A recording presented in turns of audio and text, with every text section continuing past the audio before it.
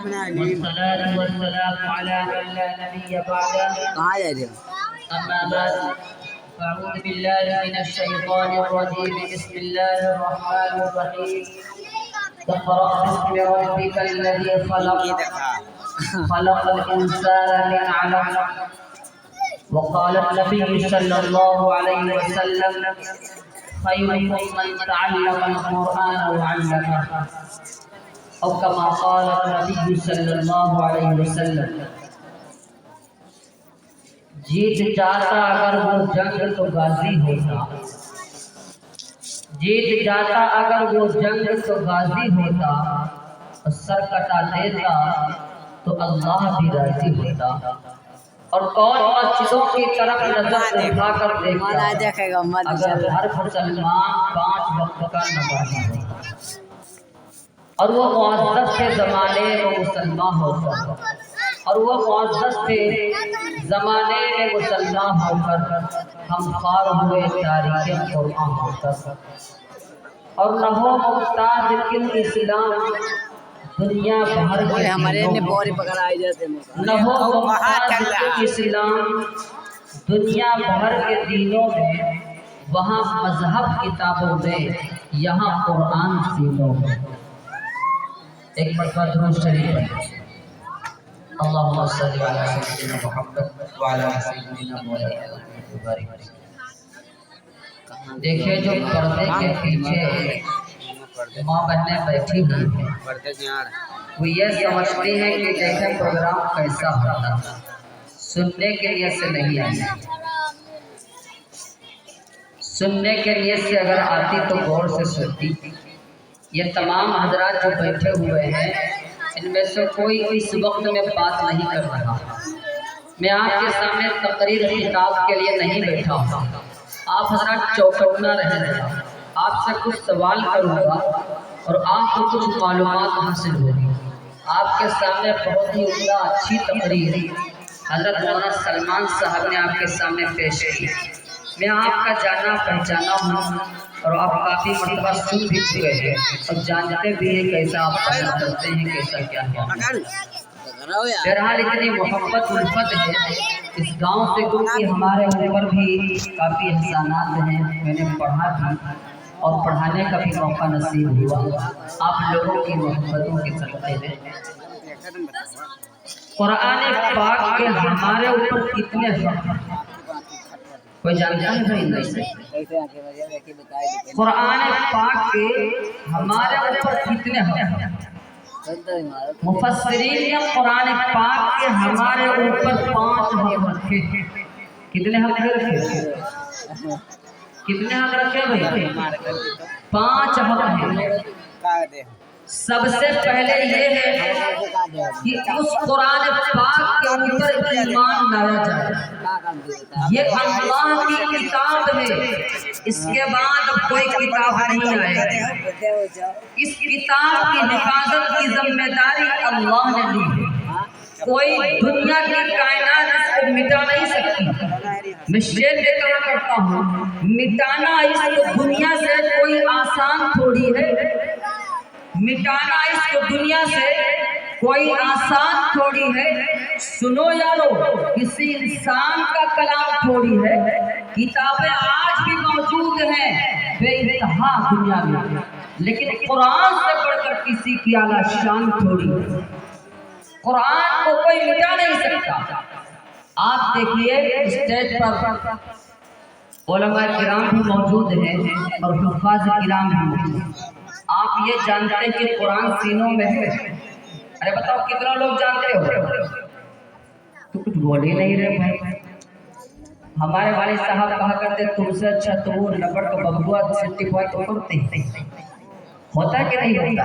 تو آپ لوگوں سے پوچھا جاتا ہے کہ ہم سے یہ تو بتاؤ، ایک صاحب تقریر کر رہے تھے اور ایک صاحب پیچھے بیٹھے ہوئے تھے اور تقریر کر رہے تھے بہت ہی اعلیٰ انداز میں کہتے اسلام بہت پیچھے ہو گیا ہے، اسلام کی تعلیمات بہت پیچھے ہو گئی.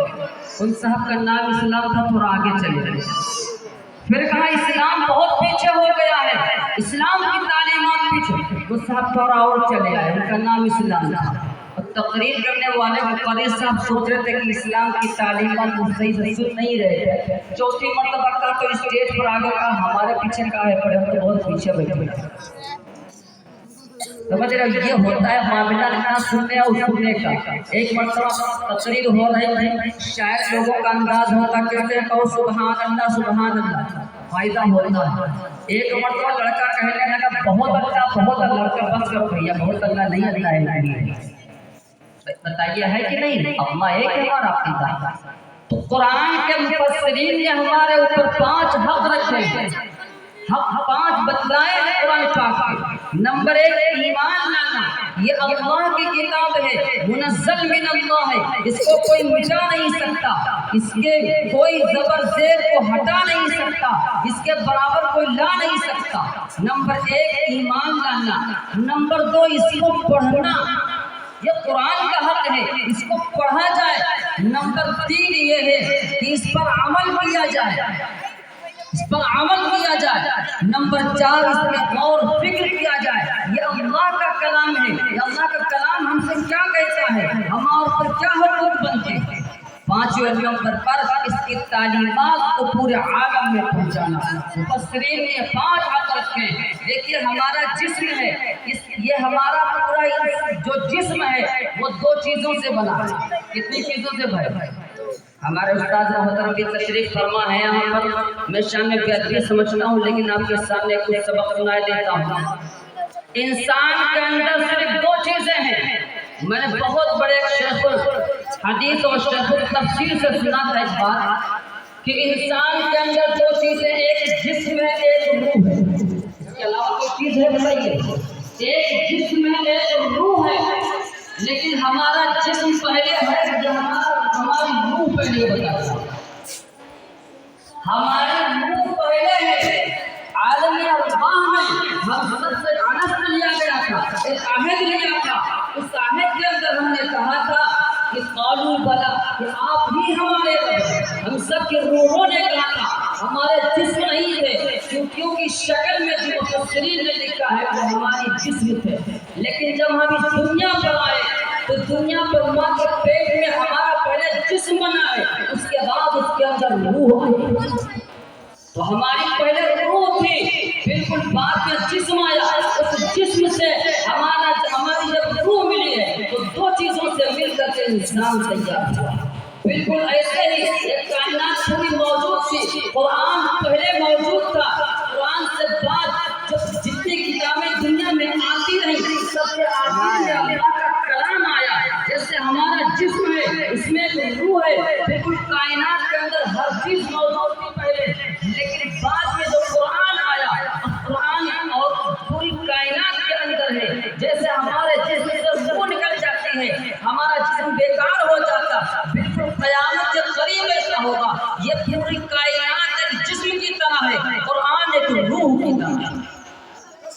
قیامت کے قریب ایسا ہوگا, یہ عالم ہوگا, یہ کوئی اعلان کرے گا کہ قرآن کے ہوش اٹھ گئے.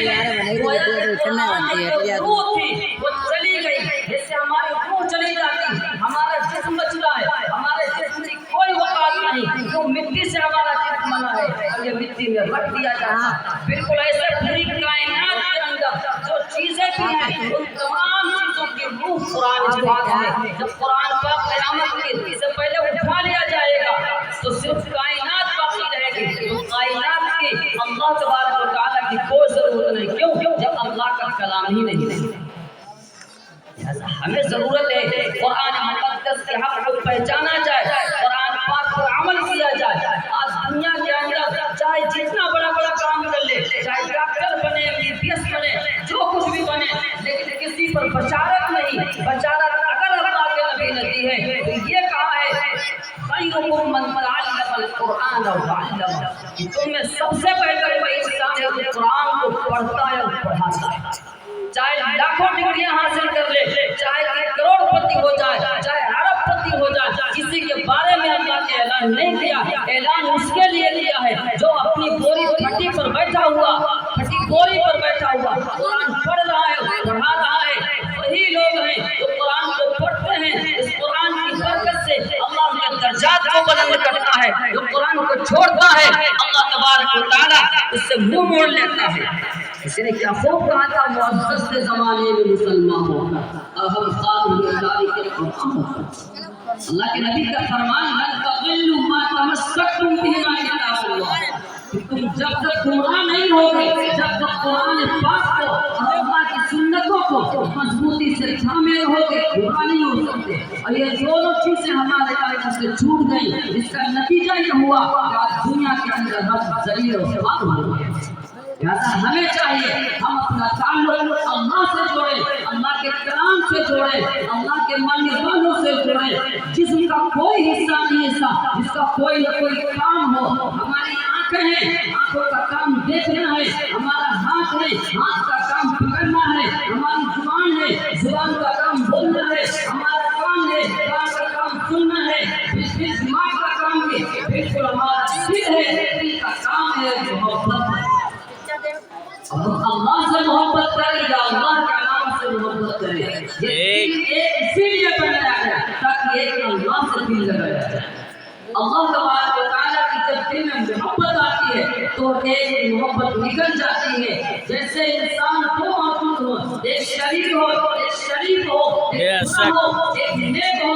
تو جس طریقے سے جب برے انسان ہوتے ہیں تو نیک لوگ نکل جاتے ہیں، جو اس سے کون آتے. بالکل ایسے ہی جب دل کے اندر برائی ہوتی ہے، دل کے اندر نیکی ہوتی ہے تو برائی جب موجود ہوتی ہے تو اللہ کی بات پر نکل جاتی ہے برائی میں. اس کے بارے میں اللہ کے نبی نے فرمایا جب کوئی ایک برا کام کرتا ہے تو اس کے دل کے اوپر ایک سیاہ کالا دھبا لگ جاتا ہے. اگر کوئی توبہ کر لیتا ہے وہ دھبا مٹ جاتا ہے، ورنہ یوں نہیں شدہ شدہ وہ پورا دل کالا ہو جاتا ہے. اس کے بارے میں اللہ تبارک و تعالیٰ نے فرمایا کہ ایسے لوگ جن کے دل بالکل سیاہ ہو جاتے ہیں یا تو وہ سنتے ہیں بلکہ وہ جانور سے زیادہ بدتر ہو جاتے ہیں. اللہ تبارک و تعالیٰ یہ ہم سب کو موقع میسر فرمایا ہے. باتوں کو زیادہ لمبا نہ کرتے ہوئے موقع دوبارہ ملا کرتا، لیکن آپ لوگوں کے ساتھ سنہرا موقع آپ نے اتنے بڑے مقابلے کو اور بہت ہی معنیات خاطر کو اپنی تقریم مقابلے کو بلایا. لہٰذا ہمیں چاہیے ہم غور کے ساتھ یہ درخواست کرتا ہوں ماں بہنوں سے جو اپنے گھروں کو چھوڑا ہے وہ جانے کا ماحول نہ بنائیں اور پردے کا خاص خیال کرتے ہوئے تھوڑی دیر اور تشریف رکھیں. آپ کے سامنے استاد اساتذہ حضرت مولانا محمد آصف صاحب قاسمی مبارک پوری تشریف فرما ہے. میں اس شعر کے ساتھ اپنے خطبے کو ختم کرتا ہوں کہ دو جہاں کی کامیابی رب تمہیں درکار ہے. دو جہاں کی کامیابی رب تمہیں درکار ہے. ان کا دامن تھام لو جن کا محبت نام ہے. ماشاءاللہ مسلمانوں کے